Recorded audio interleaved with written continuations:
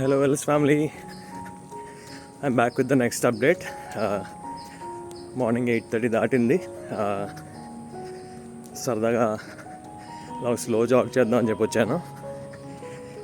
ఇది ఏంటి 72 hours fasting అని చెప్పి మళ్ళీ జాగింగ్ అంటున్నాను, కంగారు పడకండి.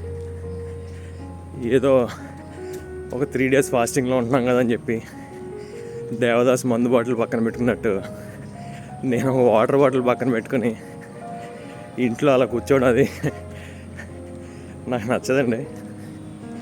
యాక్చువల్గా హ్యాపీగా చేసుకోవచ్చు, బట్ లో ఇంటెన్సిటీ ఎక్సర్సైజ్కి వెళ్తే మంచిది.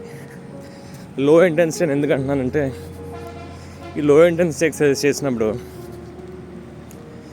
మన బాడీ దానికి కావాల్సిన ఎనర్జీని మన ఫ్యాట్ని బర్న్ చేసి సప్లై చేస్తుంది. లో ఇంటెన్సిటీ అంటే ఏంటి?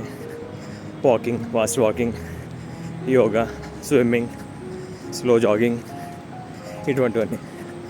అదే కనుక హై ఇంటెన్సిటీ ఎక్సర్సైజ్ చేసినట్టయితే మన బాడీకి కావాల్సిన ఎనర్జీని మజిల్లో స్టోర్ అయ్యి ఉన్న గ్లూకోజ్ దాన్ని వాడుకొని బాడీ అయితే సప్లై చేయడం జరుగుతుంది. మరి గ్లూకోజ్ రిజర్వ్స్ తక్కువ ఉంటే కనుక వాటి జోలికి వెళ్ళడం అంత మంచిది కాదు. తర్వాత మళ్ళీ క్రాంపింగ్, ఇవన్నీ ఇష్యూస్, అలాగే ఎక్కువ స్వెట్ అవడంతో ఎలక్ట్రోలైట్ లాస్, ఇవన్నీ అంత కరెక్ట్ కాదు. Coming to the time line, 12 hours గడిచింది కనుక ఫస్ట్ 12 hours యాక్చువల్గా ఏం జరుగుతుంది?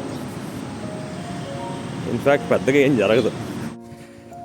నిన్న 6 o'clockకి ఫుడ్ క్లోజ్ చేశాను కనుక 6 o'clock తర్వాత రఫ్గా 4 hours, అంటే నైట్ 10.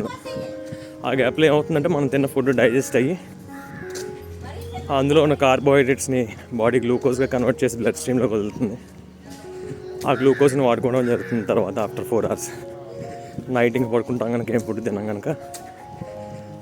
అదే నైట్ 6 o'clock మీల్లో 1-2 గులాబ్ జాములు వేస్తే అదంత ఎక్స్ట్రా గ్లూకోజ్ కనుక దాన్ని బాడీ ఏం చేస్తుందంటే ఇన్సులిన్ సాయంతో లివర్లో గ్లైకోజన్ కింద స్టోర్ చేస్తుంది.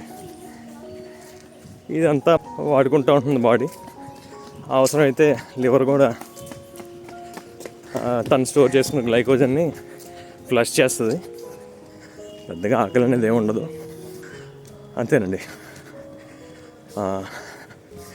Keep waiting for the next update.